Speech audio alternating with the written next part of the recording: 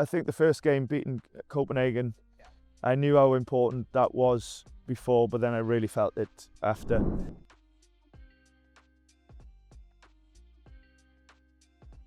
What time do you arrive at the training facility in the morning? I would say around 7:30. Sometimes it can be earlier, sometimes it might be slightly later. I won't be the first person in the training ground at that time. There's normally Justin, our goalkeeping coach, is in early, and a lot of the other staff as well are coming in at a similar time. But I would say if I had to put a time on it, I'd say around 7:30, but often it can be earlier than that, yeah. When do you leave again? Very rarely would I leave before 5:30. So at the moment it's dark when we go in, and it's dark when we leave. I would say round about 5 or 6 o'clock would be when I leave. How much football do you watch at home? No, I don't really watch normal TV, which I think is maybe a good and a bad thing. But no, it's often that as soon as you get home, the laptop is open and you're looking back at training or some footage of games and things like that. So and yes, if there's games on the TV, then you will watch that as well. But I am a football obsessive. You know, it's something that I love doing and something that I naturally will watch, and it's what I want to do. So it's not like a hindrance or a bad thing. It's what I like to do. But yeah, no, football doesn't stop when you leave the training ground. Not for me anyway. What's something that can always be found in your office? Normally a moaning player. No, I'm joking. I wouldn't think I spend loads of time in my office, and I'm not like, if I speak to players, I don't like sitting behind a desk. I like to do it more formal and around a table, if you like. And no, there's a lot of meetings that go on. There's a lot of analysis. There's a lot of sort of work that goes into looking back at games, getting ready for the next one. There's similar with training. So I would say my office is pretty interactive. I think it's often not just used as my office. Other staff members may use it to do their meetings with players and all that sort of stuff as well. So, and I like that. I like the family feel. I like everybody to be together and to be interactive, and a lot of chats around tactics boards and things like that. We have made a lot of changes really of how the office structure looks, but it's all about bringing people together, and we can integrate different sort of facets of staff, whether it be, you know, medical, performance. We really want to be close together. Do you sleep best before and I sleep crap. after an No, I sleep crap. You know, I am renowned for not being. Yeah. I was going to say shit. You said it. So yeah, no. And I talk to because I will often say to the players, how much sleep have you had? Because I know that's the best way for them to. It's the biggest form of recovery is sleep. And then sometimes they will say to me, "And you?" And I tell them, "Oh yeah, 3 hours or 4 hours is." But that's universal for being a head coach, you know. Yeah, you're not in it to get sleep, that's for sure. How far in advance do you select the team for a match? Yeah, I don't have a written rule on that. I think since I've been here, I've named it on the day. But that's the first time I've done that. Sometimes in previous jobs I've named it the day before. Sometimes I've named it 2 or 3 days before. I will sometimes say to players privately, "You're playing, you know, on Sunday or often a Monday at Bromby, or you know, be ready to play in a few days." And sometimes the other way as well, you know. But I don't have a written rule on that, and it's one of the things that I'll say to the players about how I go about my work. I will say to them, like, I have no rule on when I name the team, and if you're not starting, you know, I might not speak to you until I name the team. So, you know, I will speak to you after, of course, not on the game day, but the days after. But it's up to me if I want to speak to a player or not, on why they are or not playing. And I like to get that out there, that I don't want anybody to feel like that's the wrong thing for me to do, because sometimes it can be perceived as that. Sometimes I will speak to a player and tell them why they're not, but sometimes I won't, and that's just how I go about it. How much time do you use on watching the opponent's team that you're going to face? Yeah, I think it's not about how much you watch the opponent. I think it's about how you watch them and what for. And I think at Bromby we want to be, and it's hard, and it won't always be the case, but we want to be a team that always attacks the opponent, both with and without the ball.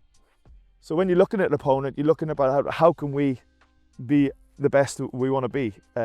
So we watch an opponent a lot, but it's not about sometimes it can be misconstrued that you look at an opponent and you start like worrying about. Of course, you respect every opponent and strengths and weaknesses, of course, and especially in this league. There's so many challenges that every team gives you. But it's how you look at a team and why you look at the team, and we will look at a team in how we can take it to them. But teams will be doing the same to us, and that's the beauty of coaching and preparation and of the challenge of the game plans and competition. So far, what is the best memory as a Bold.dk? I think the first game beating Copenhagen, I knew how important that was before, but then I really felt it after. And also, I'm not going to shy to say the one we lost as well I felt the opposite. And it's important to say that, because when you have them feelings, you know how much this job matters, and that tells me a lot about how I feel about good and bad things. But that was obviously an important one. But there's been a lot of sort of fan interaction that I've enjoyed, and I think the club does a lot of really good things that probably doesn't reach you guys or the media. I saw we had a family that came in and are going through, I'm not going to go into the detail, we're going through some really difficult circumstances. They came and spent the day with us before we came out here, and it wasn't for media, it wasn't for public, it was about doing what's right for the family. They were all big Bromby fans, and them things I think are really important, and I think that's what the club is, ultimately a really big family, so I think every day there's something that tells you how good it is to be here and what it means, and that's what really adds to the motivation of doing the job well. Is there any parts and times where, being a head coach of a professional football team like Bold.dk, where the job feels like a boyhood dream, or where the job feels like it's a hard work? More the latter. I'll be honest with you, like being a head coach can be a little bit reclusive, because you never switch off from the job. The first thing you think about when you wake up is the job. You go and do the job, you come home and you continue to work on and do the job. So there's not much else. The only two things in my life is football and family anyway, but there's not, when I'm in a job and in work, it just takes over. But that's how I want it, that's how I want it. So it can be a little bit reclusive, and it can border on being a little bit unhealthy, I guess, but unfortunately that's how it is, But it's great. Don't let that come across as, do I want to be doing anything different? No chance. No chance. Do I I had opportunities to go back coaching before I came here, but I wanted the right opportunity, but I don't enjoy not working, I think sometimes it's important maybe to refresh and to reflect, but when you're in between jobs, but the best bit is when you're in jobs, but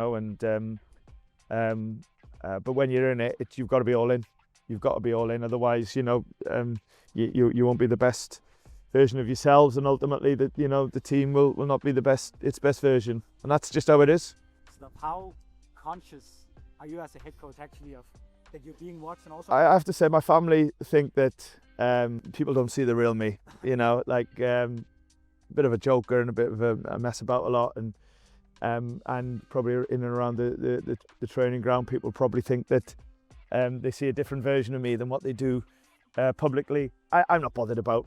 I try and represent myself the best I can, but I'm never thinking about, touchline behaviour. I try not to break rules and things like that, although sometimes I do, and I will in the future, like all of us will.